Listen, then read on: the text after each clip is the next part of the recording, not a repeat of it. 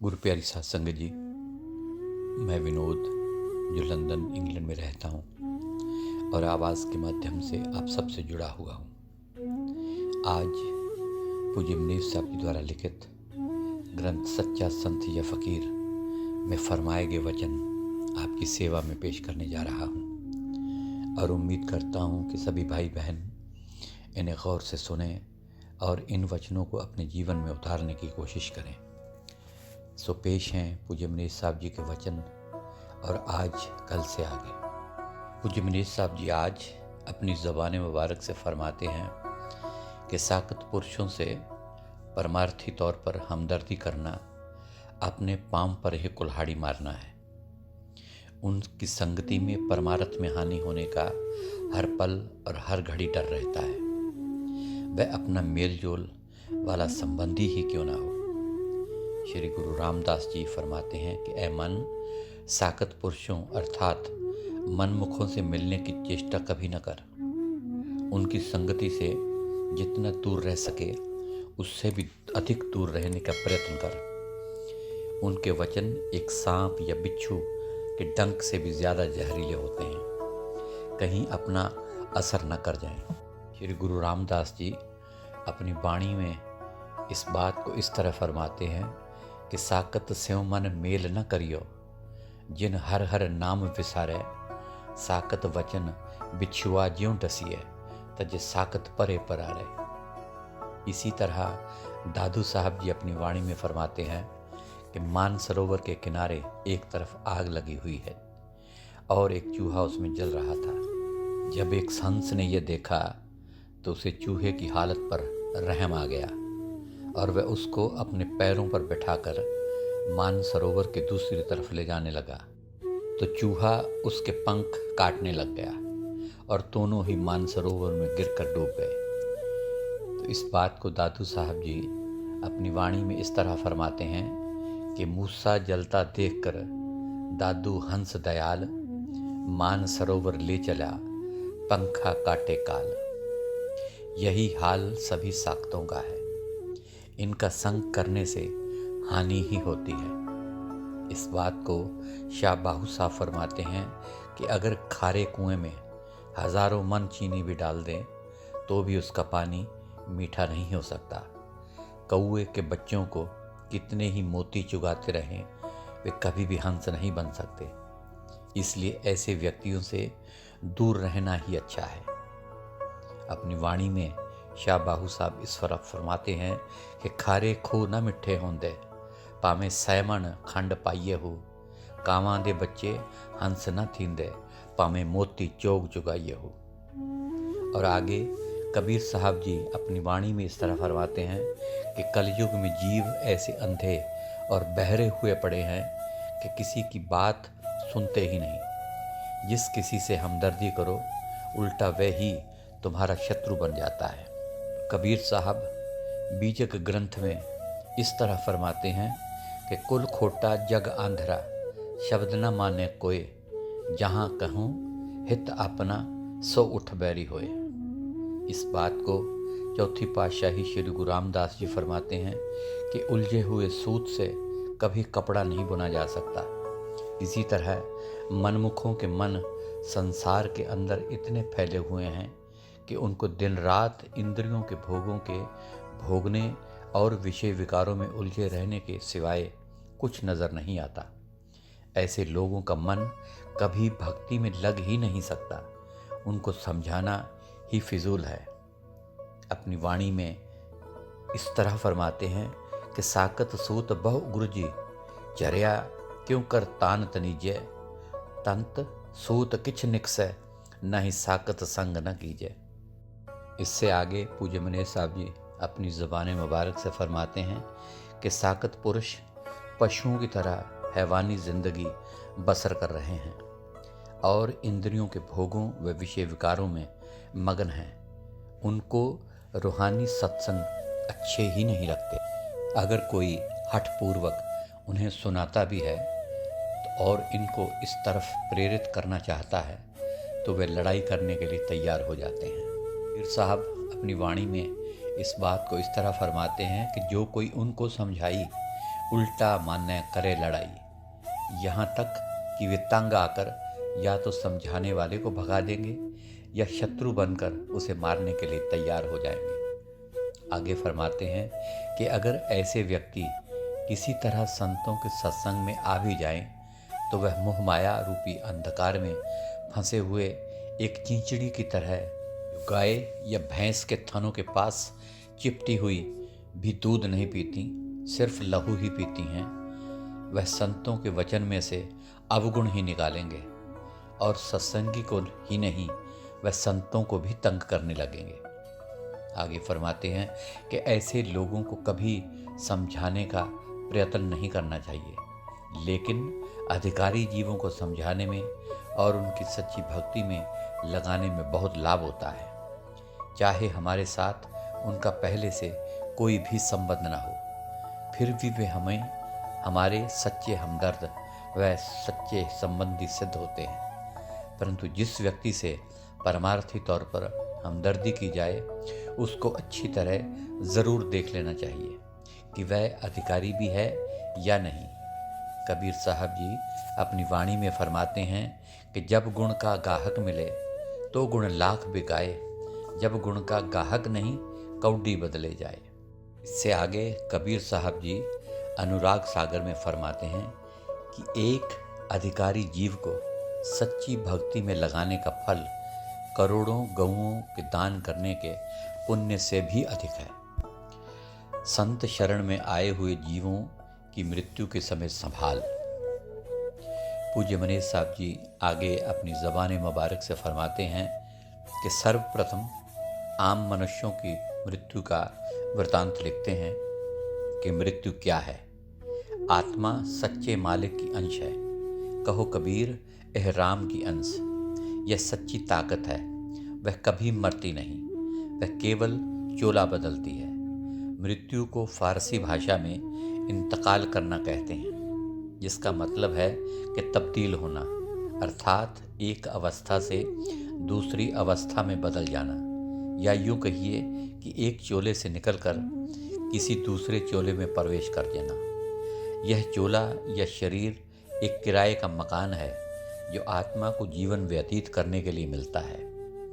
इसमें आत्मा अपने प्रारब्ध कर्मों का भुगतान करती है और नए कर्म करके उनके बंधन में फंसती रहती है, और फिर उनके भुगतान के लिए नई नई जगह व नए नए मकान बदलती रहती है। इस प्रकार से आवागमन का चक्कर चलता रहता है। पांचवी पातशाही श्री गुरु अर्जुन देव जी फरमाते हैं कि जम जम मरे मरे फिर जम्मे, बहुत सजाए पाए देश लम्मे। इससे आगे पूज्य मनीष साहब जी फरमाते हैं कि ये शरीर एक यंत्र है जिसके द्वारा इस भौतिक दुनिया से संबंध कायम रखा जाता है। हम जीवित रहते हुए भी इसके बंदी नहीं हैं। फिर हमें इसमें कैद क्यों रखा गया है? क्योंकि हम अपनी वास्तविकता से बेखबर हैं और अपने शरीर को ही अपना जीवन मानकर बैठे हैं, इसका ही रूप बने हुए हैं, और हमें इससे निकलने का ध्यान तक नहीं, बल्कि इस शरीर के रोम रोम में हमारी आत्मा फंसी पड़ी है। आगे फरमाते हैं कि इस मकान को एक दिन ज़रूर खाली करना पड़ेगा। इसके खाली करने को ही मौत कहा जाता है। एक न एक दिन सब ने ही मरना है, क्या इंसान, क्या हैवान, क्या अमीर, क्या गरीब, क्या रोगी, क्या वैद्य, कोई भी इस मौत से बच नहीं सकता। कबीर साहब जी अपनी वाणी में इस बात को इस तरह फरमाते हैं कि वैद्य मुआ, रोगी मुआ, मुआ सकल संसार। आगे फरमाते हैं कि इस तथ्य को हम सब ही जानते हैं, परंतु किसी को यह नहीं पता कि कब मरना है।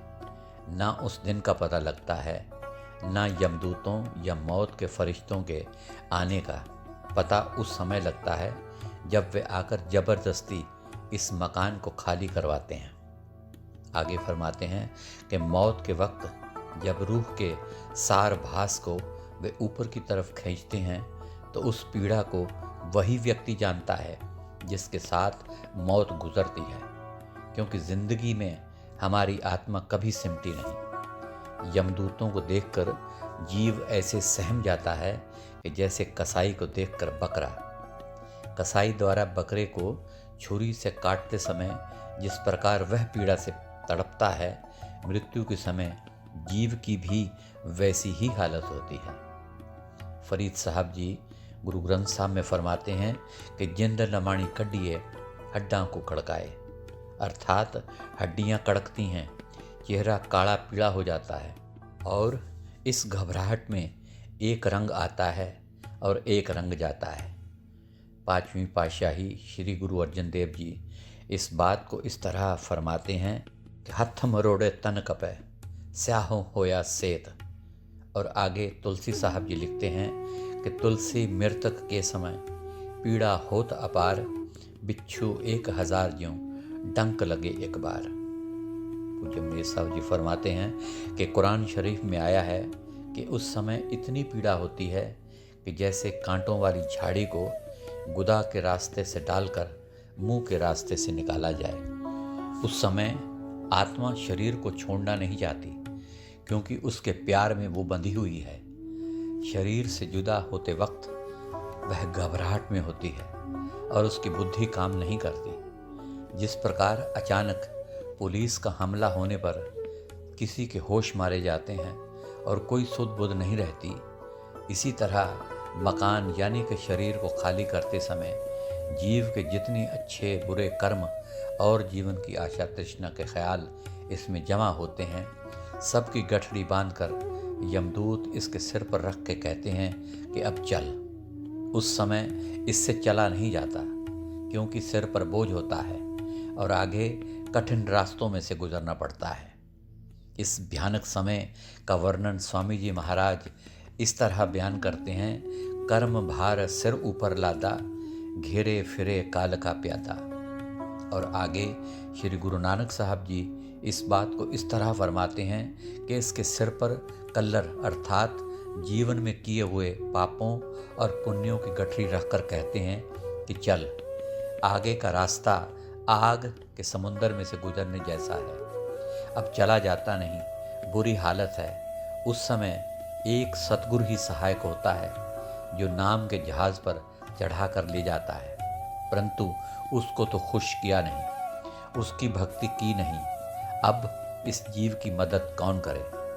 पहली पातशाही श्री गुरु नानक देव जी अपनी वाणी में इस बात को इस तरह फरमाते हैं, आगे विमल नदी अगन बिख झेला, तिथे अवर न कोई जीव अकेला।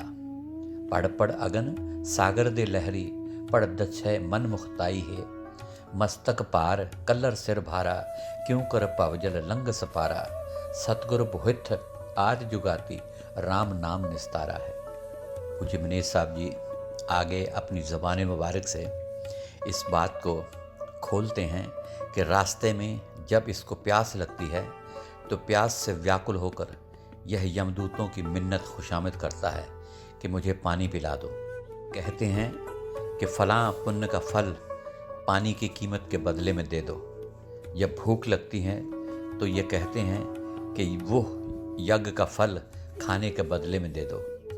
जब ये थक जाता है, सिर पर बोझ है, आराम करना चाहता है, तो वे कहते हैं कि अमुक दान का फल दे दो। इस प्रकार इसके नेक कर्मों की काफ़ी पूंजी काल या धर्मराय के दरबार में पहुंचने से पहले ही ख़त्म हो जाती है। इस बात को आगे पांचवीं पातशाही श्री गुरु अर्जन देव जी फरमाते हैं कि जीव के साथ रहने वाली चीज़ केवल निर्वाण कीर्तन अर्थात सच्चा राम नाम है, जो संत शरण में आकर उनके वचन कमाने से सतगुरु की दया मेहर से प्राप्त होता है, और बाकी कर्म धर्म यमदूत रास्ते में ही लूट लेते हैं। पांचवीं पातशाही इस बात को अपनी वाणी में इस तरह बयान करते हैं, कर्म धर्म पाखंड जो दिसै, तिन जम जागाती लूटै। निर्वाण कीर्तन गाओ करते का, निमक सिमरत जित छूटै।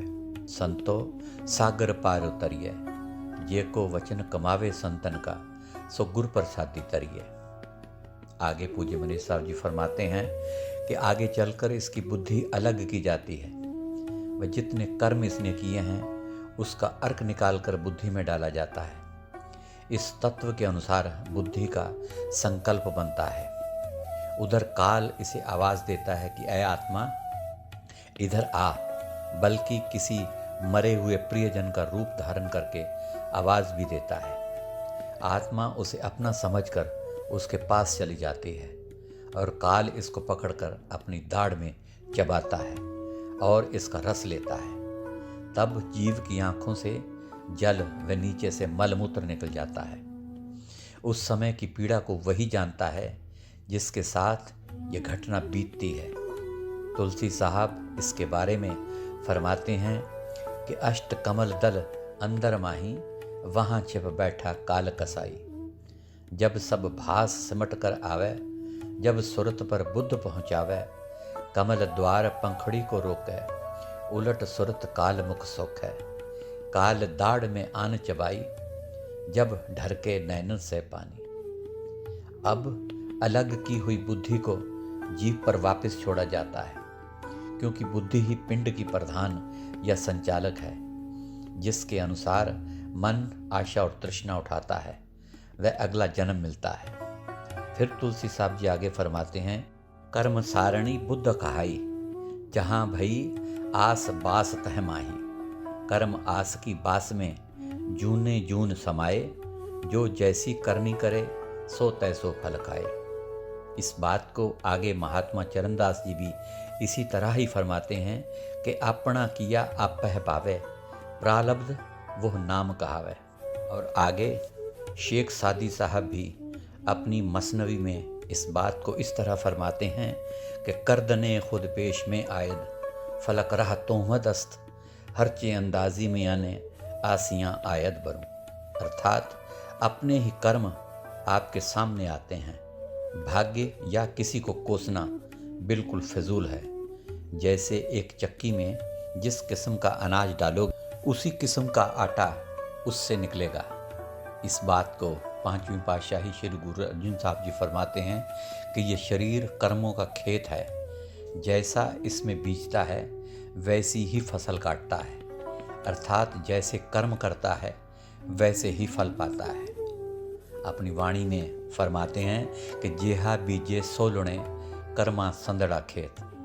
और आगे चरणदास जी भी इसी बात को इस तरह फरमाते हैं कि जैसा बोवे तैसा लूणिए, जानत ज्ञानी पंडित गुणिए। इसलिए ही कहा जाता है कि अंतमता सोई गता। आगे दादू साहब जी भी फरमाते हैं कि जीव का अंत समय जिस जगह ध्यान होता है वह मौत के बाद वही जन्म होता है। वह मरता तो बाद में है, परंतु उस जगह पहले ही पहुंच जाता है।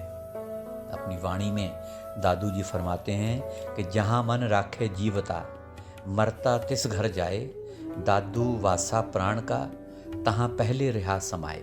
आगे इसी बात को तीसरी पातशाही श्री गुरु अमरदास जी फरमाते हैं कि धर्म राय नो हुक्म है, वह सच्चा धर्म विचार। क्या बादशाह क्या गरीब, वहाँ सबसे एक जैसा सलूक होता है, किसी की कोई भी रियायत नहीं होती। उस वक्त जीव बिल्कुल अकेला है। माँ बाप भाई औरत बच्चे सब यहीं पर ही रह जाते हैं। वहाँ किसी की जात या धर्म नहीं पूछते। अपने अपने किए हुए कर्म के अनुसार फैसला मिलता है। फैसले की एक क्षण की देर नहीं लगती और तत्काल ही मिल जाता है। किसी के कुछ कहने सुनने की ज़रूरत नहीं होती, न किसी की वकालत चलती है। इस फैसले की कोई अपील नहीं और जीव के कर्मों का सारा नक्शा धर्मराय के सामने होता है।